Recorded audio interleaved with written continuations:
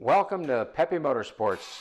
I'm going to show you a complete rotisserie restoration on this 1969 Camaro 396 4-speed car. I'm going to do it in one video.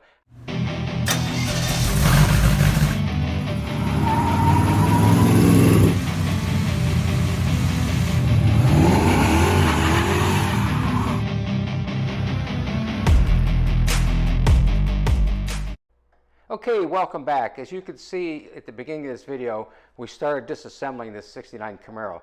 The car was in very good shape. It just had a little bit of body work to do. There was no rust really on it, just a lot of dings and dents. Here I just jumped ahead. I got all in primer, masked it off, getting ready to spray it. I shot the car in single stage paint. I put 3 coats of acrylic enamel on it. I usually use single stage if it's a non-metallic older car.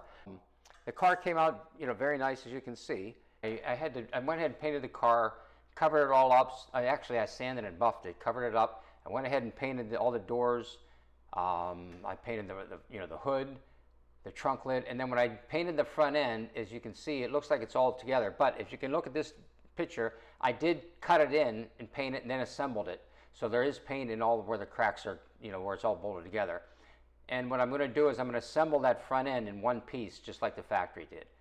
What I'm doing right now is I'm going to go ahead and put it up on its side, and I'm going to put black on the rockers and black between the taillights. Because it's a super sport car, it would have had the black on the bottom of the rockers, and it's a big block car, so it gets black between the taillights. Also, you'll notice I still have the old gas tank in it. I did get a new gas tank for it, and then when I paint the bottom, the gas tank will be out of it.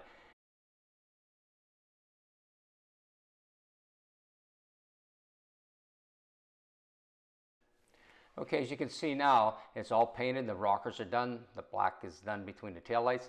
Came out really nice. Now I have to completely mask the car again. People don't realize how much preparation, how much masking it takes to do a restoration on a car.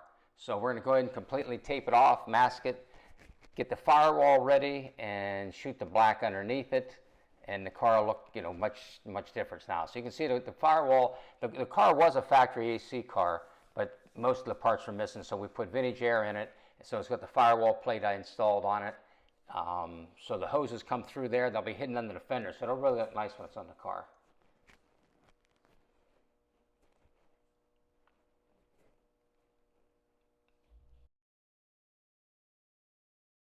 There's the car all masked off, ready to, lay it on its side and shoot the bottom of it. Like I said before, there's just so much preparation it takes to do a car. You mask it, you paint it, you mask it, you block it, you paint it. It just takes a lot of work. So we'll lay it up and we'll get this thing painted. As soon as we get this thing painted, we're going to go ahead and take it outside, clean it up a little bit, see how it looks like in the sun. And then we'll start the assembly on it. Assembling the car. There's the engine for it. It's a date-coated 396, 3¼ horse. There's the 12-bolt rear axle, all reconditioned and painted, new brake lines, everything. There it is installed. You can see how nice it came out underneath the car, the paint. There's the engine in the frame. You can see tie rod ends, ball joints. Everything is new on the car. It's a fresh motor. The interior is all redone. Put a set of gauges in it. I have a different steering wheel for it. The trunk has the period correct splatter paint, trunk mat, decals in the trunk lid, all new weather stripping. Everything is done on the car. The chrome's polished. Here's where we're going ahead and put the doors on. That's the tool that I use to get the doors on. I put them on myself. Don't have any problem with them. That works out real well. Now, when I built the front end, I put the new fender liners in it. There's the complete front end. Moldings, buffed out, headlights, grille, core support, stripes, wheel lip moldings. Everything's done on the car just as the factory would have it. Then that front clip gets put on in one piece, just like they did on the assembly line. Okay, as you can see, we have the straps on it. Now we're going to go over to get the forklift. It's all strapped on the forklift. There's Karen. She's driving the forklift today. She has her Wheelwood shirt on. I don't know how she gets that shirt because I buy the brakes for my '57 Chevy. She gets the shirt, but she's cute. We'll let her have the shirt. Okay, Karen, let's see if we can get this front end on this car today without any damage. Ryan's going to give us a hand. I got the camera sped up a little bit faster right now, so to save some time, but I'll try to walk you through this. the main thing to do with this is when you get it on there, if you watch a factory movie, when it comes down the assembly line, they angle it up, which you'll see what we will do. We'll get it angled pretty high. You have to spread the bottoms of the fenders out. Now, I've done this a couple times before. My friend Ryan hasn't, so I'll have to give him a little bit of coaching. But together, we'll get this on there without doing any damage. So we'll watch it for a minute. I'm giving Karen directions there, and she's doing a good job. Ryan's watching it. The main thing is just don't get it hooked on anything, and it'll go right in place. You get it to the right spot, it'll just drop right down in there. And you'll notice everything's complete on the engine. Alternator, air compressor, everything. The brake lines are on it. Everything is just ready to go. We'll get a little jiggle in it, and it'll pop right into place here shortly. Just a little bit, a little bit more prying. Sometimes, when you first do it, you're a little bit afraid to pull on it, but those bottom fenders will bow. So I switched sides at Ryan because I showed him how I had that side pulled out. Now I'm pulling this side out. And in a minute, we'll get it down on there.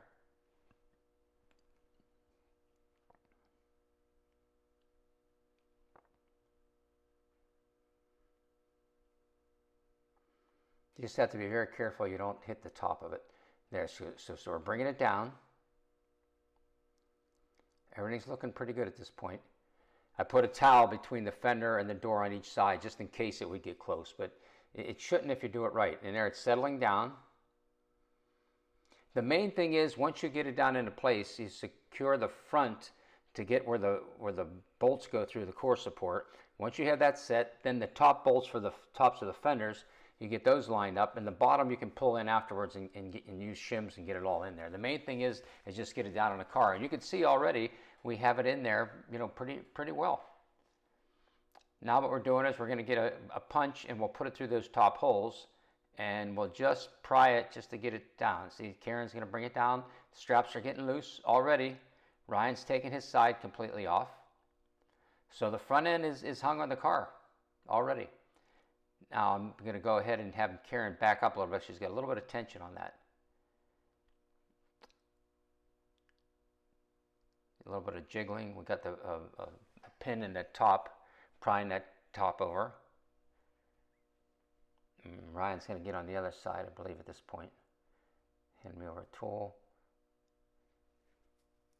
We're going to switch sides again. I've got that one in. He's just got to put a little bit of pressure up, and I can get it popped in. I'm just getting it in, putting the bolt in. That's snugged up. Now we get to the front. This is where the core support has to line up. Now we're not going to tighten everything real tight at this point. We're just going to go ahead and get it set up. Now I'm having Karen go ahead and pull the forklift out. We'll get the clamps off and the straps, and that's it. The front end is totally on the car. Now it's just a matter of getting the shims on top, and when I tore it apart, I remembered what shims, I marked them so I knew how many shims I had on each side, which doesn't mean it'll go back exactly, but it gives you, pretty much so that's what it would be. Now we'll get the bottom of those.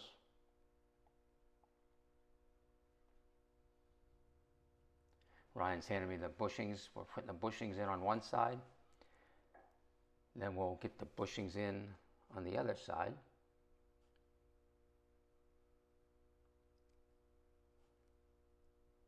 Like I said, it takes a little longer than it looks. I have the video, on a little bit of faster speed, so that it doesn't take quite as long. Because I told you we were going to do this complete rotisserie restoration in one video. Naturally, it's not showing all the details we did to the car, but it gives you an idea, because we put headliner in, everything's been changed on it. But I just want to give you a feel for how it goes together. And it's not a real, like, one video after another video to see the complete car. Now we're getting the left side in. Now we're back to the top on the right fender, getting that, getting a bolt in it. Now right at this point, we still don't have it all shimmed up. We're just trying to get it so that it's completely solid on the car.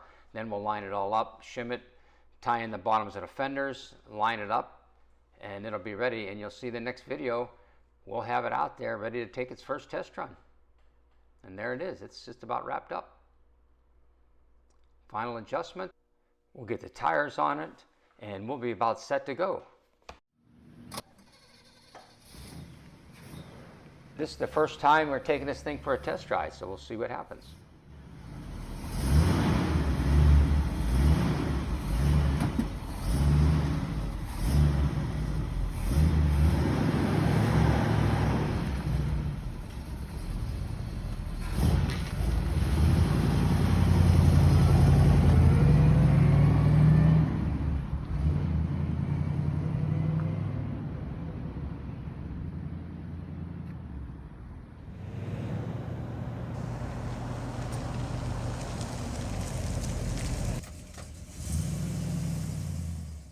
You'll be able to hear the factory chamber exhaust on it too. It sounds pretty nice. It's not too loud, just has a nice rumble to it.